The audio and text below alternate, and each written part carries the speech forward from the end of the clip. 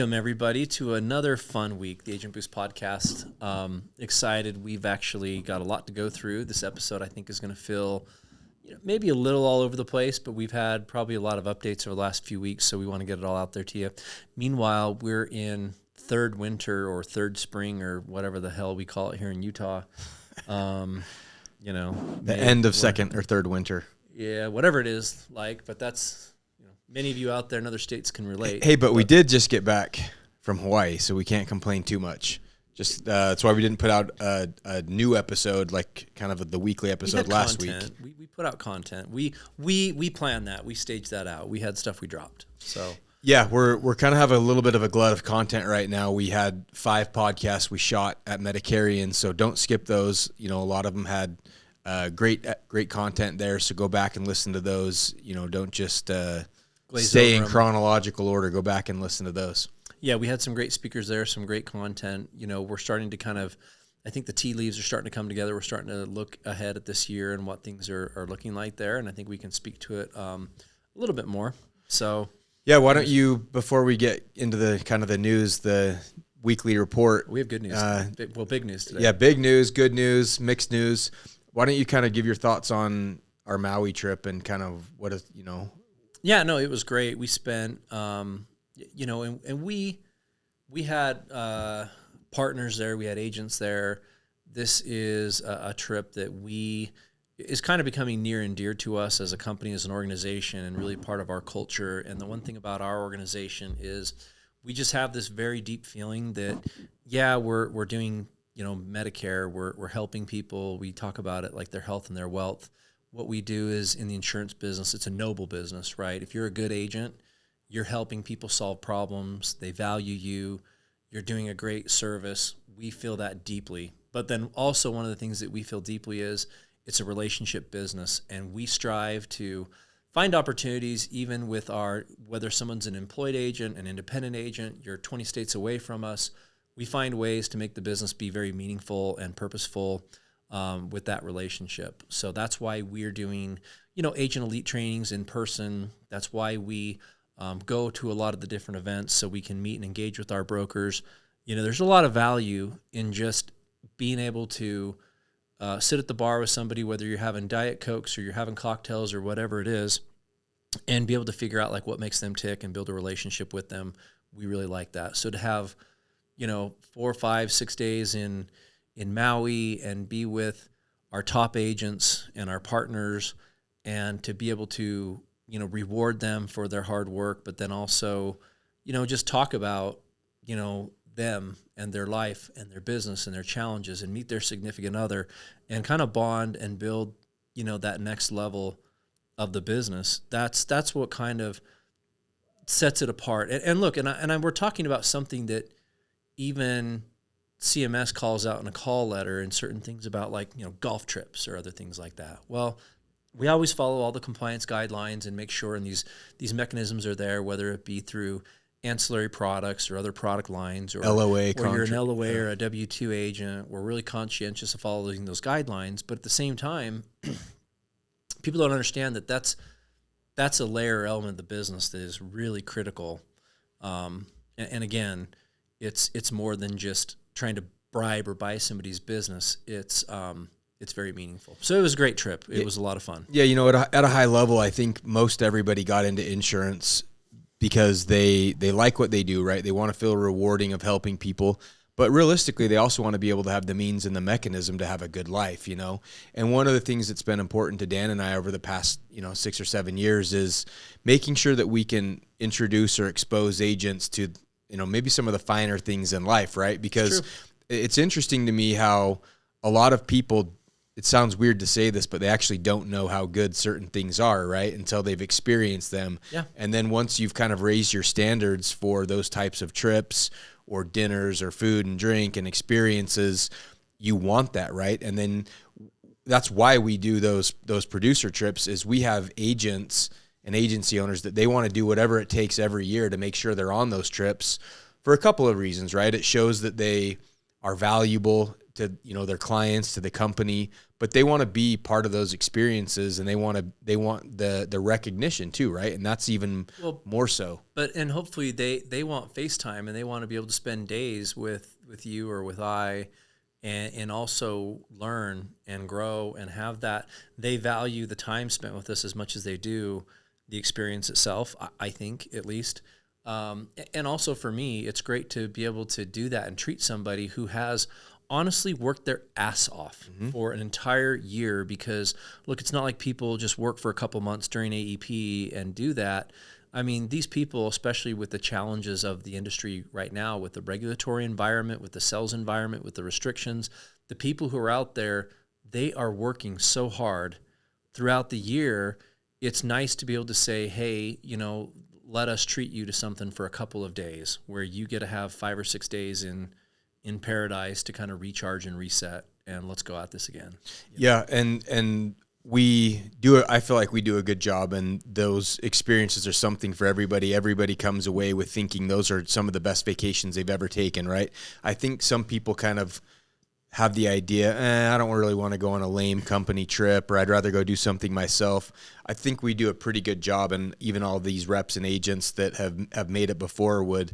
We're going to have some testimonial videos and stuff too, but they'll attest to that, right? That they're a great time, you know, not just for a company trip, but just their dream vacations, essentially. Yeah, to give people, you know, kind of concept of what it is. We've learned, and we've done this for a lot of years.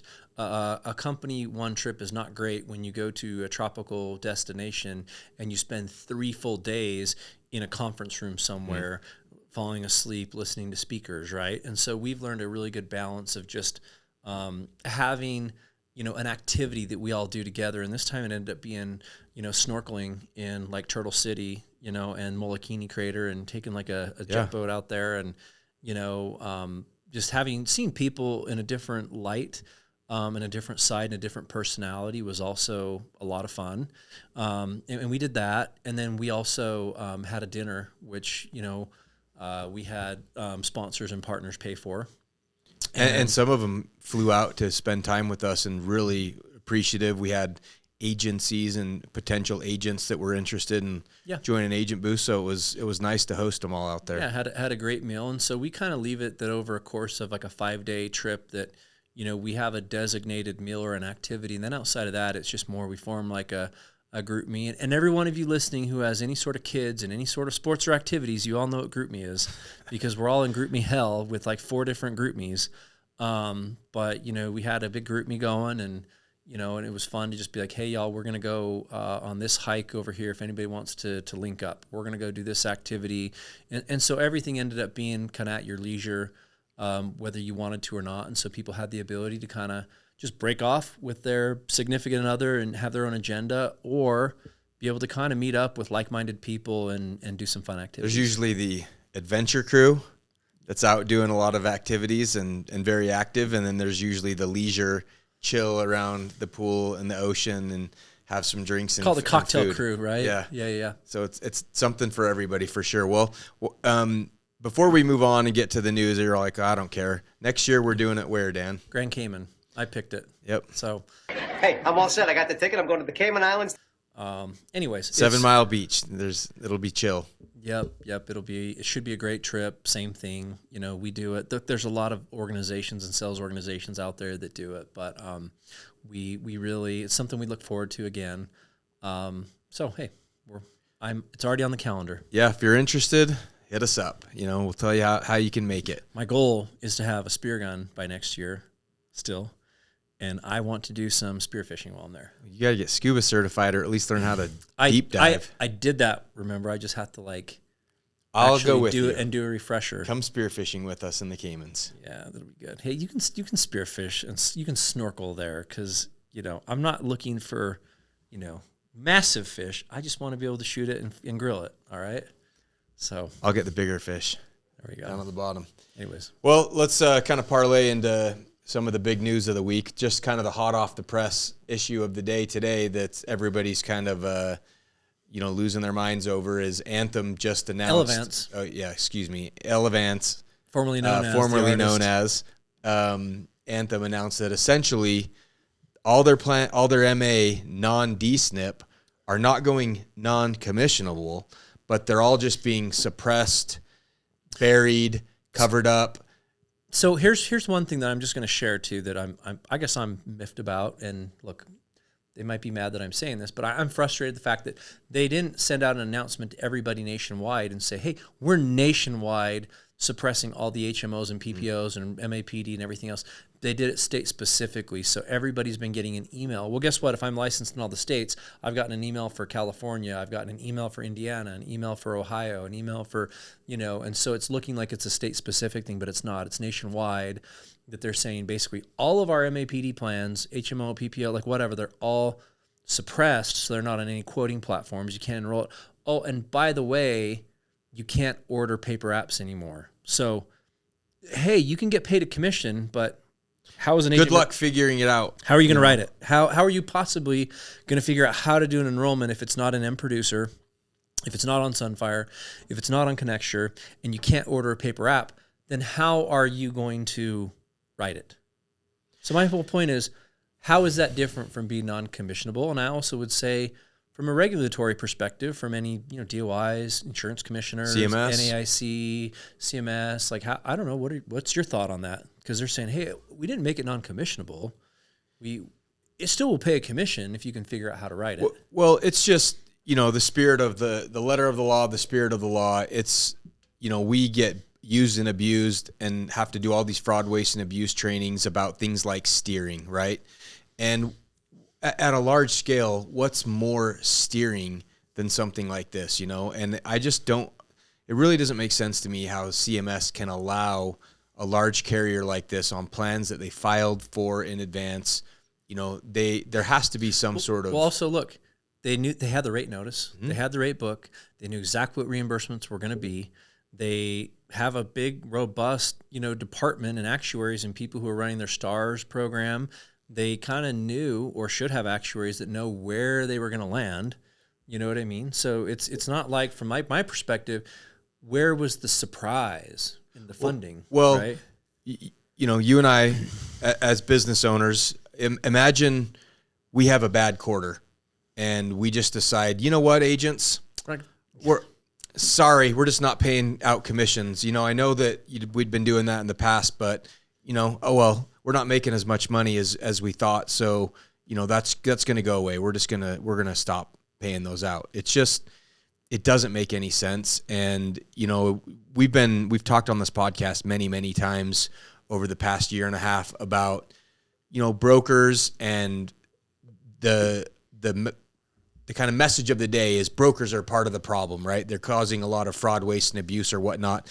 And then you have, carriers that kind of get carte blanche to do big things at a national level like this. And this latest thing with Elevance, I think it's the most impactful commission thing that's ever happened to the industry, because there's never been such a large carrier that's so important on a national scale, so widely eliminate commissions. Right. Well, and the other thing... Or suppress plans, therefore nullifying your ability to represent and enroll people. Yeah, and look, and we've been going on about, we've had... people on from Hoffa. We've had people on, talked about things with David. We've had Amanda Bruton on. We've had a lot of people on the podcast. We've talked to industry insiders and people. And look, we've been talking about the whole scrutiny of agent and broker commissions and the regulatory environment there, and this focus on this compensation stuff, even especially with brokers and steering and plan changing and all this.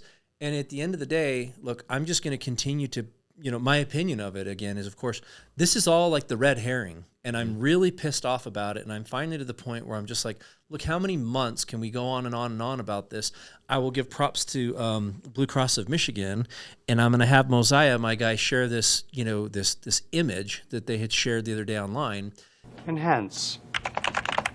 And they broke down that they're actually spending about $1.04 for every dollar they're getting. They're bleeding. They're losing money. But they broke down that 47 cents on the dollar goes to hospital, 25% or 25 cents on the dollar goes to professional doctors, medical professionals, 21 cents on the dollar goes to pharmacy. Do you know how many cents on the dollars go to taxes, fees, and commissions? 2 cents on the dollar. And so while I sit here and go, there is just so much turmoil and focus and everything going on about, fees and commissions and all these things. It's like, why are we so laser focused on the 2 cents out of the dollar there when we should be spending more and more of our time and focus on all those other much bigger components to the equation? Well, there's two reasons, right? Obviously, one, the actual dollar amounts that these carriers have to pay out in the commissions and FMO overrides and administrations are one thing. But the fact is they've filed plans in areas where they're not profitable and they don't want that business. And so they're introducing but nationwide? They're gerrymandering market conditions to not get those. But yeah, and then you're right. Nationwide, you're just basically going, so you were wrong everywhere. Wrong. You can't make money anywhere where you have plans filed. And the infuriating thing to me is we've watched Medicare Advantage gain ground and proliferate all across the country over the past 17, 18 years that we've been, in the business. And almost, within the course of a couple of months, some of these carriers have undone a lot of the goodwill and a lot of the progress that they've tried so hard to make. And it seems very, very short-sighted. And of course, no business doesn't want to not make money, but a lot of these financial decisions seem very knee-jerk, and they're torching, decades-long relationships and partnerships. And that's one of the things, that Dan and I push back with some of our carriers is, your partners, and everything's good for your partners. It's a cute word. Until it's time to pay the check, and then or the money's there, and it's like, oh, sorry, partner, you're the first one that's getting cut out of the partnership, Or that shit's rolling downhill, and we're going to straddle it on you. Yeah, it's that word partner gets thrown around a lot very loosely in this industry, except for when times get just a little bit challenging, right?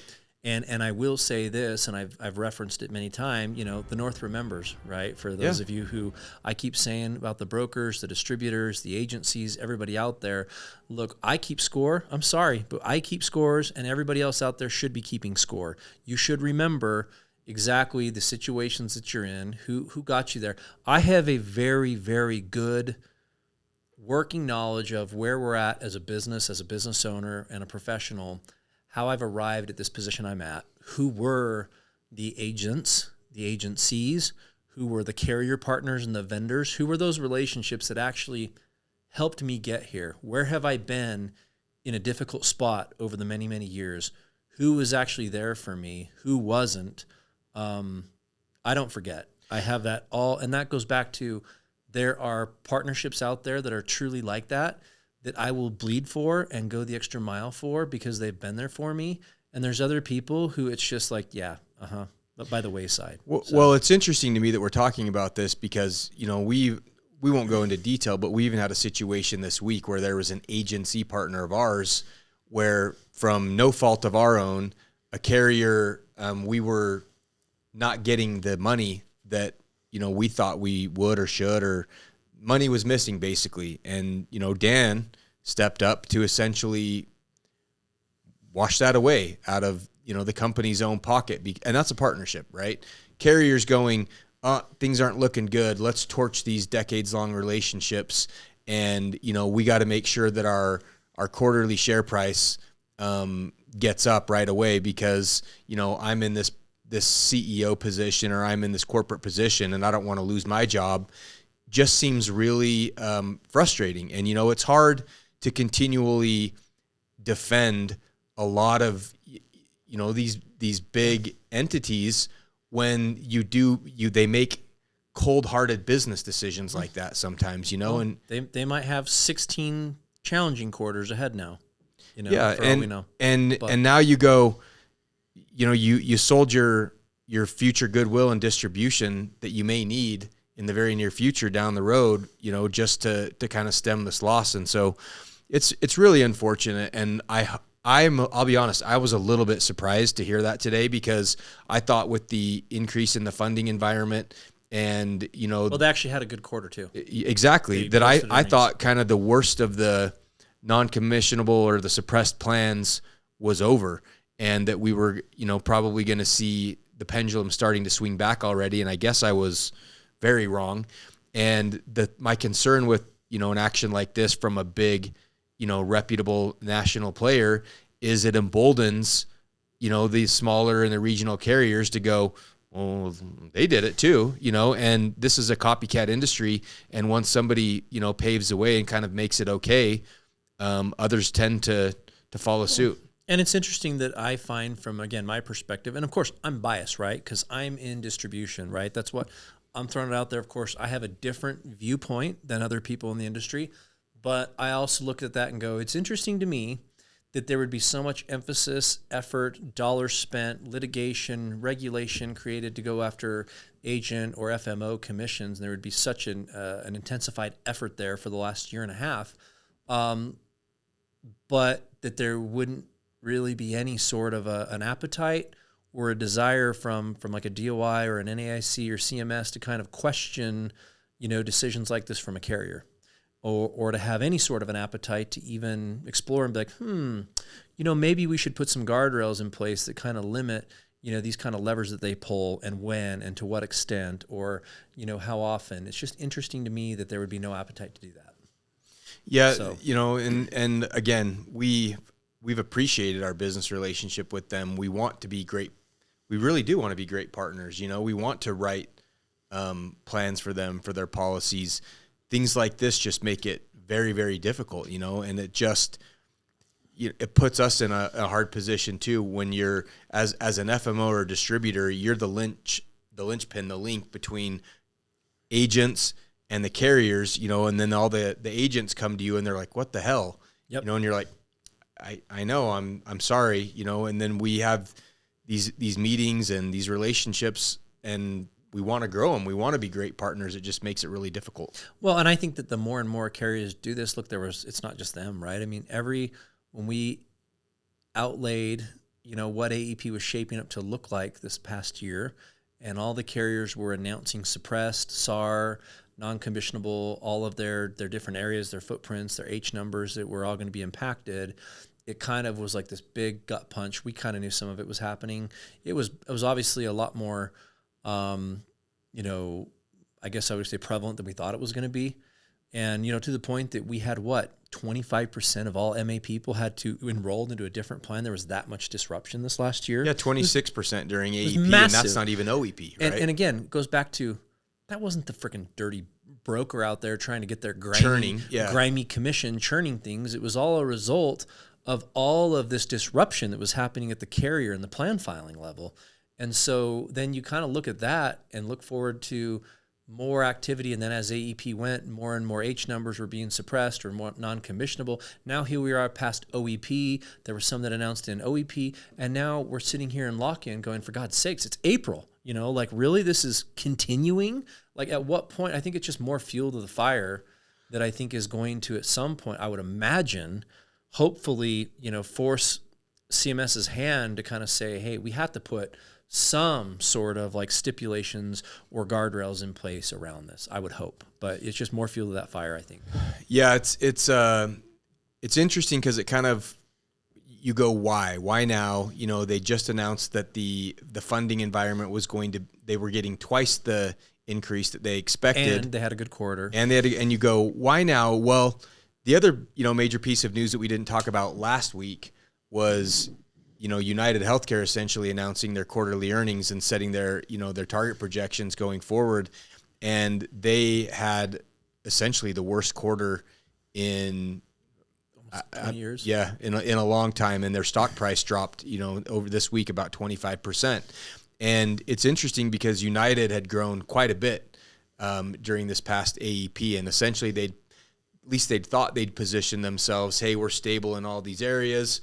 All these other carriers are going to have to SAR, and their MLRs aren't looking good. We have more vertical integration. We're going to weather the storm a little bit better. We're going to take on all this membership. And, they did a really good job. They took on all that membership, but now the other shoe's dropping. And, they'd talked about it on their quarterly earnings that, especially group Medicare membership had cost them a lot. And I think the MLRs and the risk that they took on during all those lives that switched are catching up to them now. Sure. So I think that happening to United, who's usually such a stalwart and so stable and so steady, has really spooked the industry and probably. And that's why events. Well, we don't want to get that.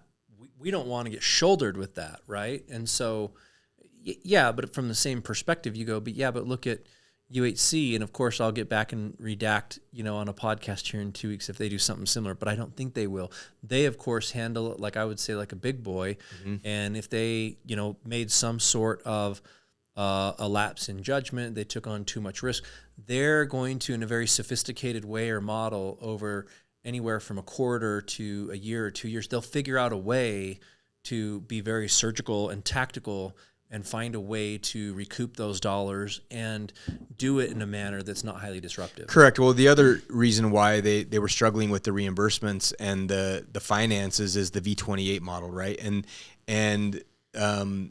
with V28, they were essentially entering the second year of this 3-year adjustment or implementation, right. And it's just hitting them a lot harder than they thought.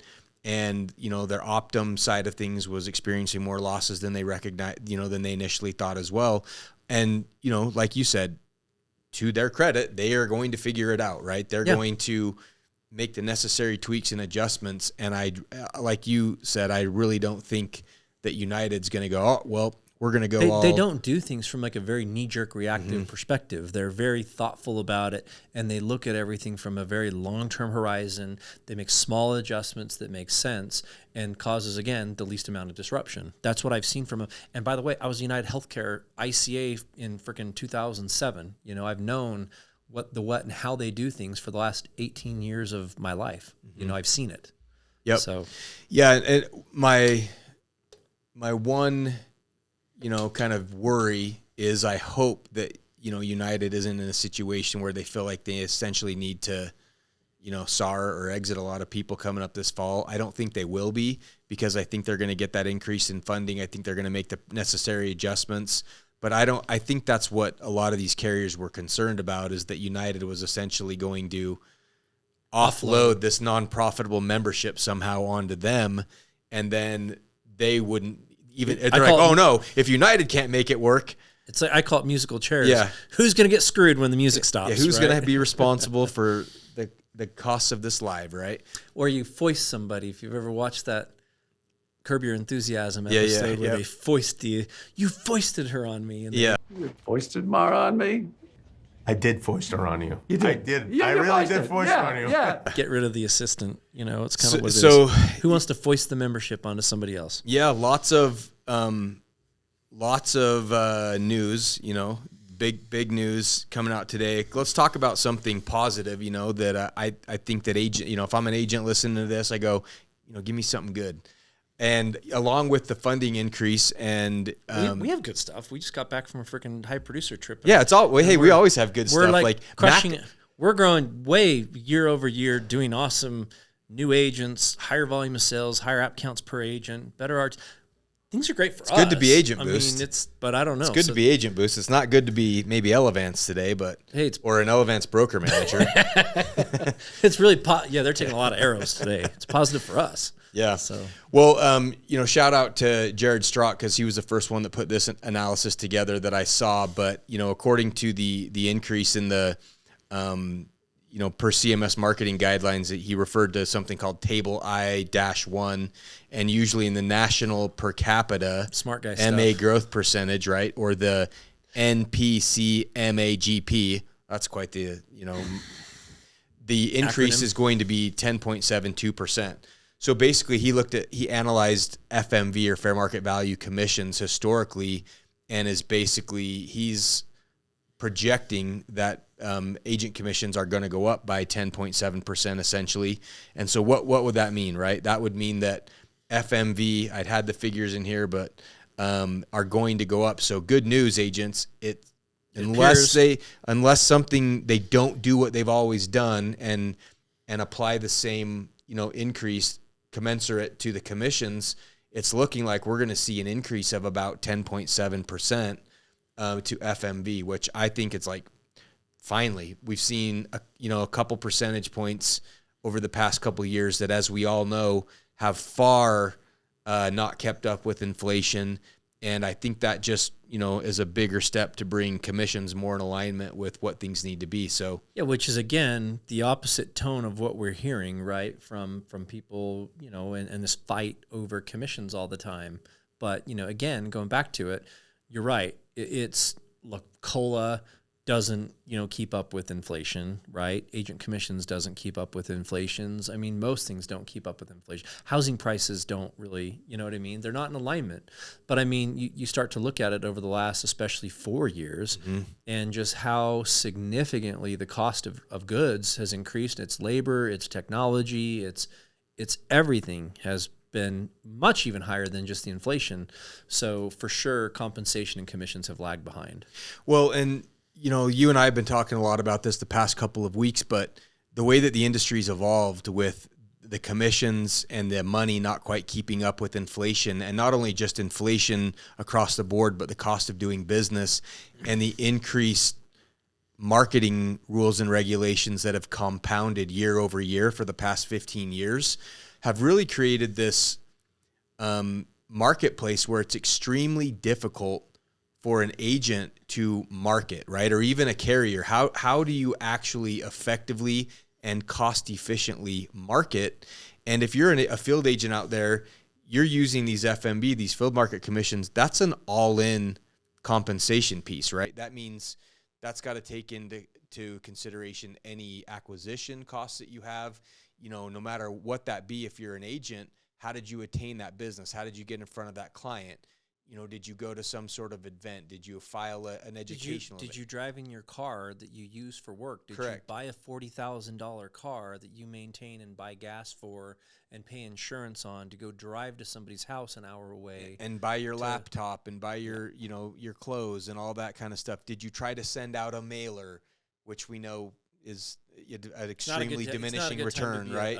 Did you try to find some sort of digital lead, right? And for the average agent, it's created this system where it's so difficult for agents to be able to effectively and efficiently market in a compliant way. Yeah, I would, while we're on the subject, it would be great if some of the people, at high-level positions at a carrier, if you're with the DOI, if you're with CMS, and you're to be thoughtful and think about it like, hey, explain to me how you would, pretend you're an agent right now. How would you go get in front of people and be a good agent and go market right now? And it's pretty hard because I want to get in front of people. Okay, how do you do that? Like, where do you buy that data? How do you actually market and get those people in a seminar? Look, these are all things that, how do you reach out to them and contact them? Look, for those of you listening being like, oh, Dan at Agent Boost, he's so stupid, he hasn't figured out how to do. No, I know how to do this, but what I'm telling you is, for the average agent who's trying to get into the industry, it's really hard and difficult to figure out. And that's the problem that they have, is because it's created such a narrow avenue for people to do it. You can't go door hanger a community. You can't door knock. You can't go leave even a little advertisement on their windshield when they're at Walmart. You can't, approach them in a park. You can't make contact. You can't do a community event or a dinner anymore. Yeah, you can't buy them a soup mixed with a salad, because then that construes a meal. That's called bundling. No soup for you. You can't. You can't, when you do your booth, you can't approach past the edge of the table. We're not talking about catcalling them, 20 feet away, but you can't approach past the edge of the table. If you do an educational event, you can't go and then. And you have to have a cool down period on the event. So I mean, they're just, when you kind of start to take a look at it from a very practical perspective of saying, then how in the hell do you do it? And it's almost like, because the rules that have been put in place are so extremely rigorous and there's so many of them, it's almost having this opposite effect where now there's just so many bad actors and non-compliance, and particularly from the phone perspective of, it's this hot ongoing topic of just the calls and calls and calls to oblivions, because that's ended up being this very narrow window of what is technically or can be compliant, but we're seeing just a ton of violations there, and it's all resulted in just the inbound. Well, and then you layer in 48-hour scope of appointment, and the scope that you need to say, and the disclaimers and all these things. The TPMO disclaimer. The TPMO disclaimers, and then so what happens is, well, what's left? Well, then a consumer-generated inbound call, right? But then let's be honest too. Then the consumers even also now are to a point where they're like, I need help. I need help. But like, okay, if I go to the ship office, I deal with uneducated, stupid people. And I'm sorry, but that's been the result. We've gotten a lot of feedback from our last episode or two where we dropped it. And a lot of people have commented and DM'd us and told us like, yeah, I put in a request to my ship office and I got a response 5 months later. 5 months later or never, or I called 3 times, they never got back to me, or I got bad information. I'm sorry, we get a lot of that. So it's like, okay, they need help, but they're so now terrified that if they fill out something online, they're going to get into that death funnel and have their information sold 9 times, or that if they actually, they're very distrustful. If I call this number for help, you know what I mean? Now they're fearful too of falling into this marketing trap. And so these rules have all resulted in a very, very, very bad environment. Well, and two regulators, 2 carriers, our hands are in the dirt, right? We're out there directly at Agent Boost. We own subsidiaries. We're directly marketing to consumers ourselves as well. We're doing it compliantly. We have consumer-facing brands. We own and operate a very large Facebook group for seniors that are aging into Medicare with many thousands of people in there. And to say that group is confused and distrustful is it's almost like out of control, because there's so much, I hate using the word disinformation, but there's so much bad information that they all feed to each other, and we try to like wrangle it in from like an authoritative perspective and drive the conversation and actual answer questions, but they don't believe anybody. They think everybody is a scam. They all give each other bad information. And so you have people, for example, that are high income earners telling somebody will pop onto a group and say, hey, I'm low income. I have Medicare and Medicaid. I need help with this. I need access to a doctor. What plan should I choose?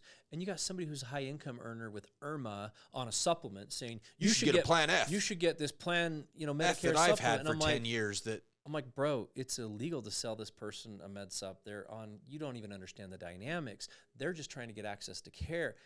Just as somebody in Florida telling somebody in Utah what to do. Enroll and scan. You're like, it's not even available in your state. It's the information is so bad, but then yet if a broker's like, hey, I can help you with that. Let's set up a call. It's like, you're trying to, you're a scam, and so my point of looping back to all this with commissions is, to CMS and the carriers, I go, what is the outcome, right? And NABIB is asking for, if you could eliminate one marketing rule or reg right now, what would it be? And a lot of 11. And I'm like, all of it, literally all of it. Go back and say you can market it just like Verizon markets a cell phone, because we've created this idea that seniors are stupid and ignorant and need to be protected on everything from scams. And there's a very significant difference from somebody who had a high-level job and is a very functioning, active member of society at a role and turned 65 and decided to retire, and who still shops like you or I when they go to make a purchase, and somebody who's 87 years old with Alzheimer's in a facility. That is a very different consumer. And I go, the end result, the outcome, right? If we're outcome focused, is we have a Medicare beneficiary population that is more confused and distrustful than anything else ever. They are not more well informed. They are not more well protected. And the only people that are out there not following the rules are the damn scammers anyway, that aren't going to follow the rules anyway. And so we have a marketing rules and guideline list as long as my arm of 10,000 things that you can and can't do, or not can do, that you can't do, and a very small handful of things that you can do. And the bad actors are just going to do the things they want to do anyway. Exactly. And where we've been at for the past couple of years is with this, almost exemption of, well, if it's a consumer-generated inbound call, then, there's lesser, that's what we want, right? We want the consumer to take this initiative. Well, then it gets so difficult for all these agents and agencies, and you have all these international third-party BPOs that are washing calls into, essentially they're black marketing them into the ecosystem.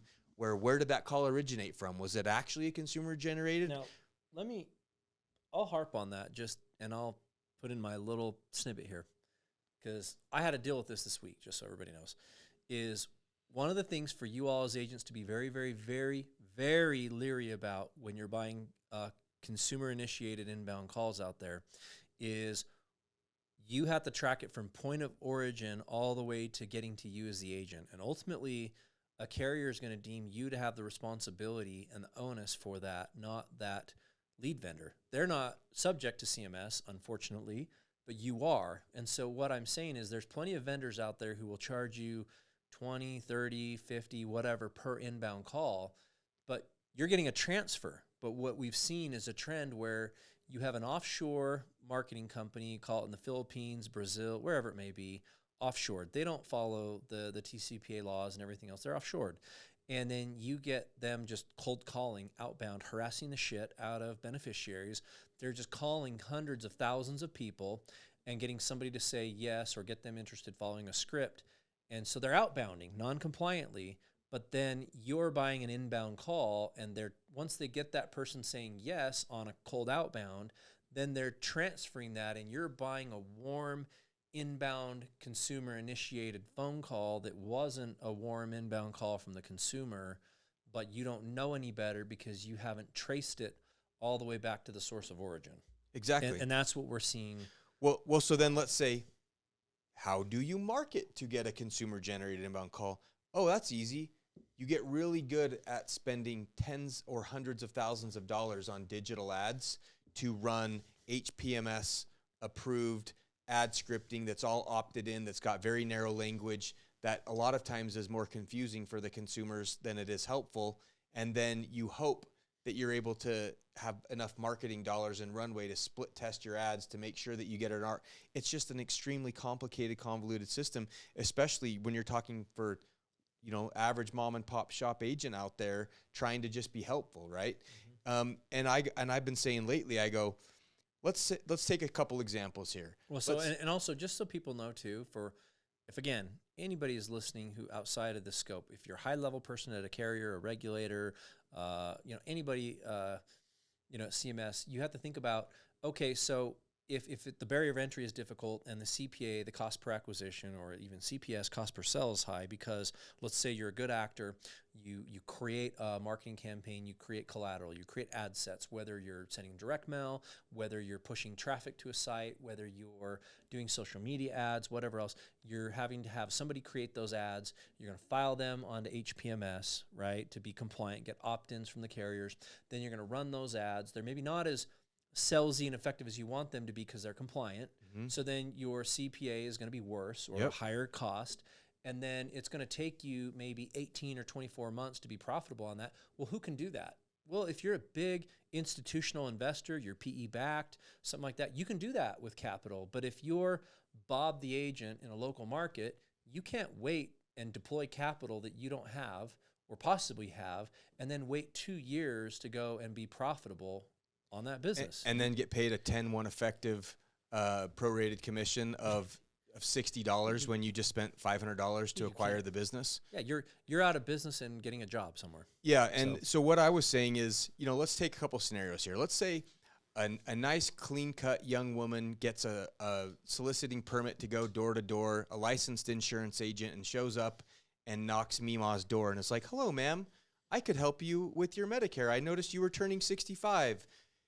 Do we really think that that's more harmful than Mima getting a truckload of really spammy-looking government documents that are trying to that are compliant, but are confusing Mima to think that she needs to sign up for all these different things because it's a government document to help her with her Medicare, or somebody's soliciting her a million times over the phone from a third-party service to try to? Is that really a better quality sale? Is that consumer really better protected? Are they really getting better information?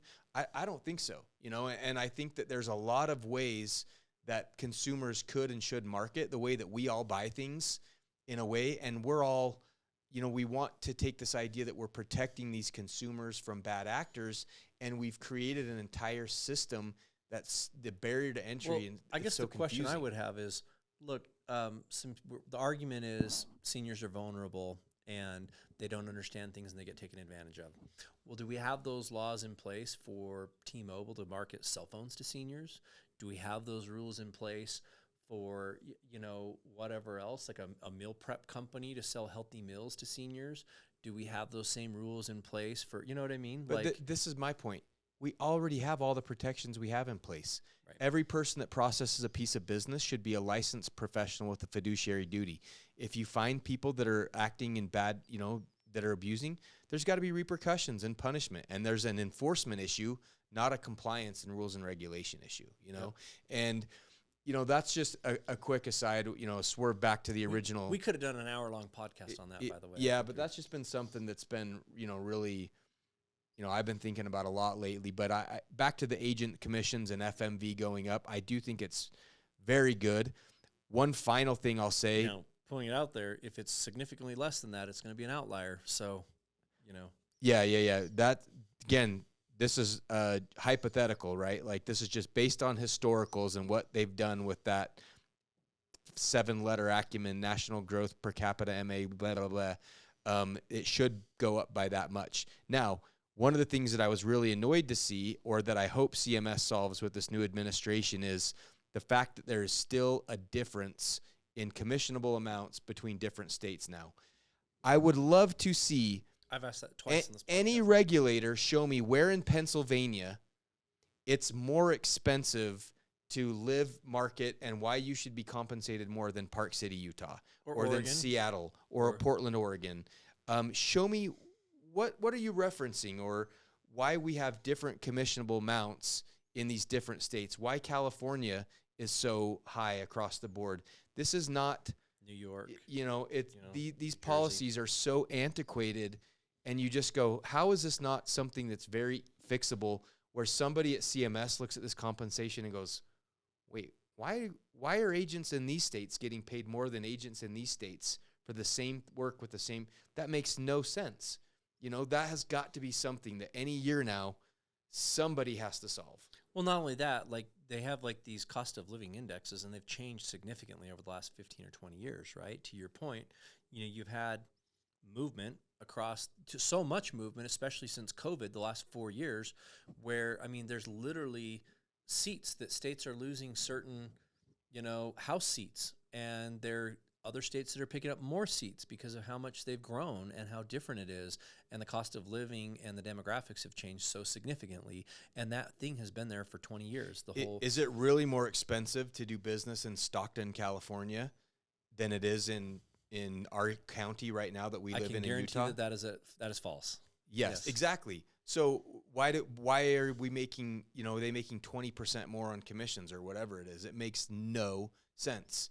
So yeah, hopefully, while we're fixing commissions, I guess, or while we're bringing things more in alignment, that's if there's ever any decision makers or anybody can ever, raise this to somebody who sees that and goes, you're right, that doesn't make sense. I'll be very, very happy when that gets solved. Yeah. What else do we have? There was a couple other things that we're coming kind of towards the end of it, but what else did you have? As I'm just sitting here thinking about the landscape, it hasn't really hit yet. I'm looking at a couple things. One, I wanted to bring up ACA just for a minute. We were talking about, kind of off camera, in that things are starting to kind of work out, and I think get a little bit cleaned up on the ACA side. Like, we've seen steps. Again, we've seen, CMS react with the freaking sledgehammer to anything. Instead of being more thoughtful, they have implemented policies with a sledgehammer. But a couple things that popped on the ACA side. Iowa was another state that just announced this last week that they are, saying banning NPN. They're not going to allow the NPN override. And again, it's pushing back. I've had multiple conversations now for a year and a half with multiple carriers on the ACA side, and I take issue with it because I have personally been screwed out of a lot of money over these last couple of years, where we're trying to have the agent who is on the phone with the consumer or meeting with them at the kitchen table writing business under their own NPN, so that they have the culpability and the accountability and the responsibility of writing good or bad business with their own NPN on the line. That is the way that I truly believe business should be done. Mm-hmm. But again, you're seeing a lot of NPN heaping and business being written under one person's NPN, and they use and function these NPNs like burner phones, where you have like these call banks and call centers and large entities that are writing all these significant amounts of business in a poor manner, non-compliantly, fraudulently, whatever else, and they're using somebody's NPN, and by the time 2 or 3 years goes by and they catch an NPN and they shut it down, they just spin back up again under a different NPN like a burner phone, and they rinse and repeat and do the same thing. And so I think that a lot of these states are finally saying, hey, enough is enough. North Carolina did it. Who were the other states? There were a few others. Now Iowa's saying not, and I keep pushing back to the carriers and saying, hey, you need to build your systems and invest into infrastructure, technology within your systems to account for this. No more of this, you're allowing all these people to ride under one NPN. The problem is a lot of these carriers still have extra incentive, bonuses, payments, structures, all built out that way under that. And I have personally been fighting with multiple carriers that I'm trying to say, hey, you have this very enticing or lucrative bonus payment out there for if you hit X amount of volume or heads as an agent or under a writing number, then we pay out X amount more dollars on your book of business. Mm-hmm. It's bad because then you get all these bad actors who are like, oh, hey, let's take your business and mine and let's all team up and write this business under an NPN and get this bonus. And again, I'm pushing back saying this is the contrary. This is absolutely the opposite of what CMS wants.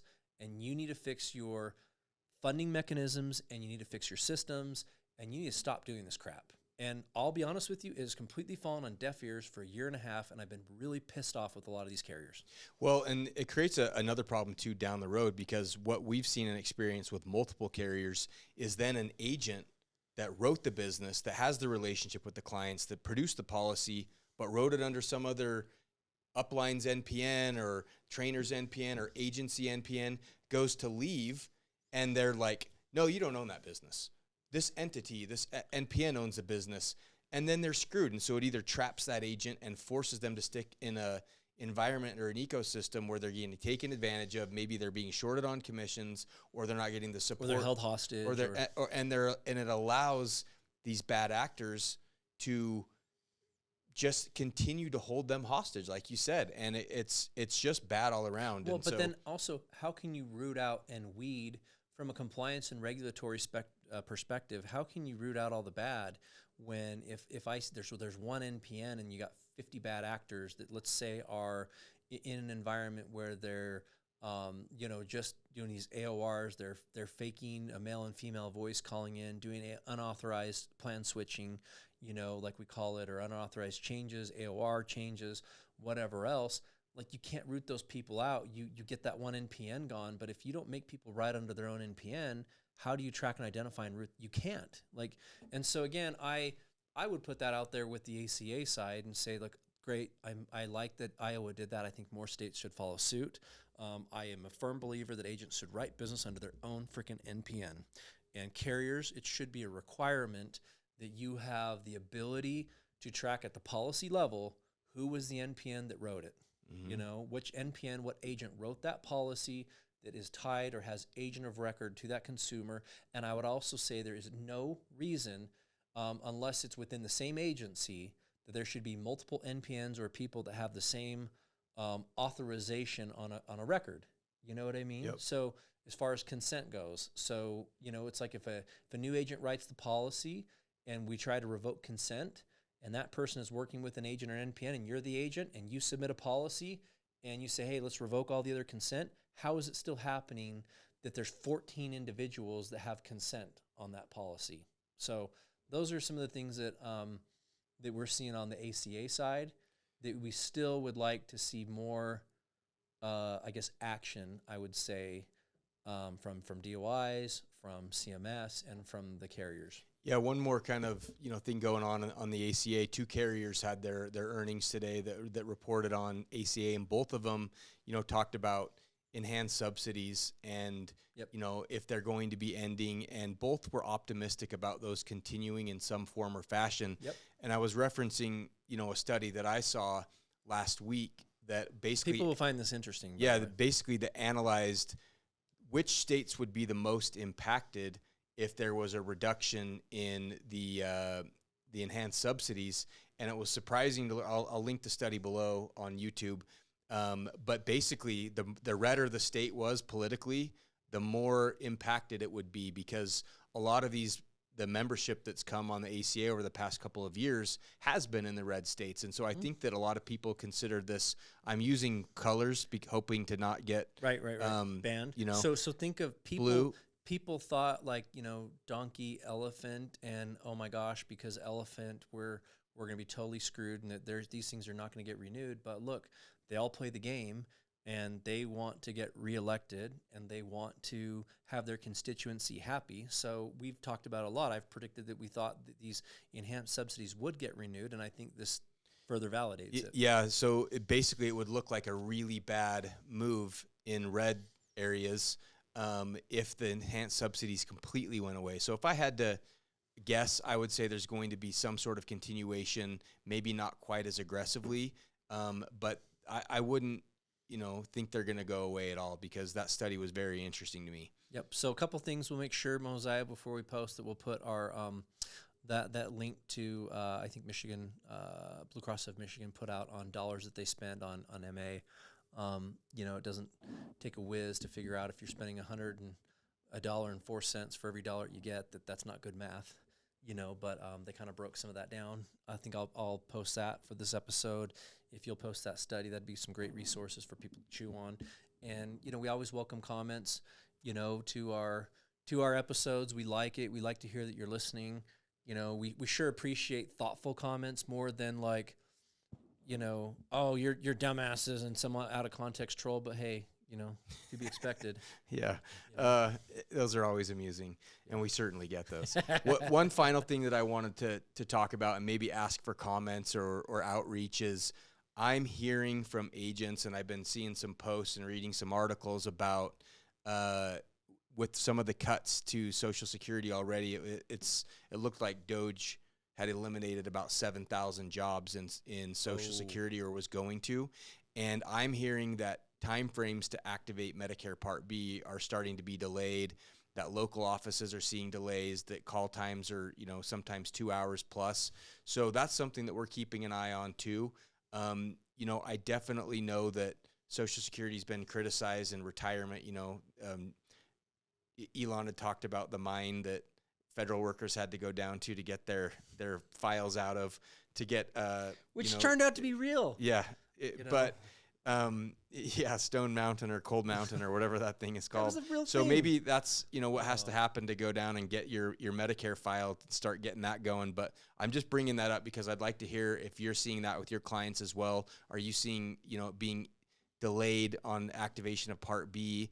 What tips and tricks do you have for other agents? And what a pain that's going to be if they're doing all the steps necessary on their end to activate their Part B, trying to enroll in a plan, and what is that looking like for the coverage, the effective date, claims, and how are you navigating people through that? Because that seems like a nightmare. Yeah, so that's something we definitely want to keep our eye on. And my point in bringing that up and telling you agents is, be a little bit, if you're doing that a couple months before with your clients, make sure you start that process as early as possible for your clients that are aging in. Just in case there are delays, I would expect that technological efficiencies will be introduced into that area that will make things quicker and smoother going forward. But at least for the interim, it appears to be kind of bumpy. Messy. All right, man. Catch you all next week. A lot in this episode. We're going to have to chapter this one out because we jumped all over in this one. Thanks, guys.